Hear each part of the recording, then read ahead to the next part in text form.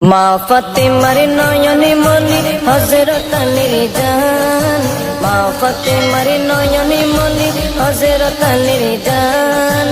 ইমামে হোসেন শহীদ হলো কারবালার ময়দান, ইমামে হোসেন শহীদ হলো কারবালার ময়দান।